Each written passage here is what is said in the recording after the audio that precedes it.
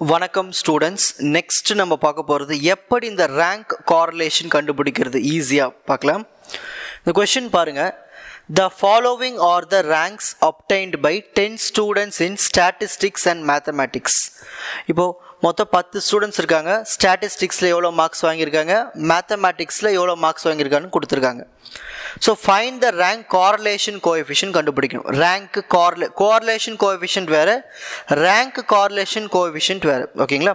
சரி, இப்போ இது எப்படி கண்டுபிடிக்கலாம்னா ஃபஸ்ட்டு ஒரு டேபிள் ஒன்று க்ரியேட் பண்ண போகிறோம். ஸோ ஃபஸ்ட் என்ன எழுத போகிறோம்னா ஆர்எக்ஸ், அப்புறம் RY.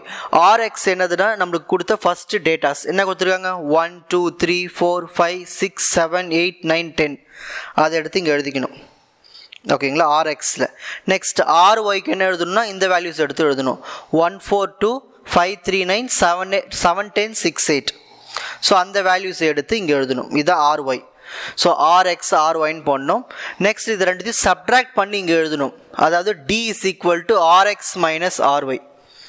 So 1 minus 1 0, 2 minus 4 minus 2. இந்த மாதிரி இது ரெண்டுத்தையும் சப்ட்ராக்ட் பண்ணி இங்கே எழுதணும். ஓகேங்களா? நெக்ஸ்ட் டி ஸ்கொயர், இது எல்லாத்தையும் அப்படியே ஸ்கொயர் பண்ணி இங்கே எழுதணும். 0 ஸ்கொயர் பண்ணால் 0, மைனஸ் 2 ஸ்கொயர் பண்ணால் 4, மைனஸ் ஸ்கொயர் பண்ணால் ப்ளஸ் 2 ஸ்கொயர் பண்ணால் 4. ஸோ இந்த மாதிரி இதை அப்படியே எடுத்து இங்கே ஸ்கொயர் பண்ணி இந்த இடத்துல எழுதணும். ஃபைனலாக என்ன பண்ணுறீங்கன்னா இங்கே லாஸ்ட்டாக இருக்கிறத மட்டும் ஆட் பண்ணி இங்கே கீழே எழுதணும்.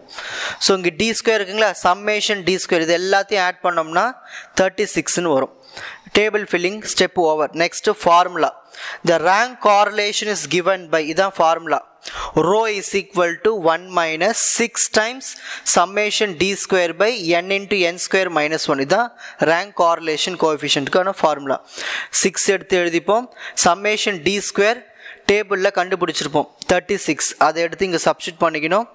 Divided by n. மொத்தம் எத்தனை ஐட்டம்ஸ் இருக்குது? டோட்டலாக 10 ஐட்டம்ஸ் இருக்குது. So 10 into 10 square minus 1.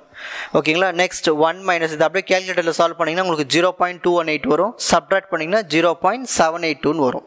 ஓகேங்களா? இப்போ ஸ்க்ரீன்ஷாட் டைம்.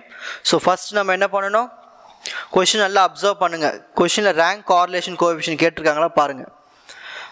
நெக்ஸ்ட்டு அதுக்கான டேபிள் ஃபில் பண்ணணும். ஆர்எக்ஸ் வேல்யூ ஆர்ஒய் வேல்யூ ரெண்டுத்தையும் சப்ட்ராக்ட் பண்ணிவிட்டு அப்புறமா ஸ்கொயர் பண்ணோம்னா டி ஸ்கொயர் வேல்யூ கிடச்சிரும். அப்புறமா எல்லாத்தையும் ஆட் பண்ணோம்னா சம்மேஷன் டி ஸ்கொயர் கிடைக்கும். எடுத்துகிட்டு போய் ஃபார்முலாவில் அப்ளை பண்ணிங்கன்னா உங்களுக்கு ஆன்சர் கிடச்சிரும். ஓகேங்களா? உங்களுக்கு இந்த கண்டென்ட் ஈஸியாக புரிஞ்சிருக்கும்னு நினைக்கிறேன். வாட்ச் அதர் எபிசோட்ஸ் இன் த appropriate playlist. Fuji silver academy strength success directive. வணக்கம்.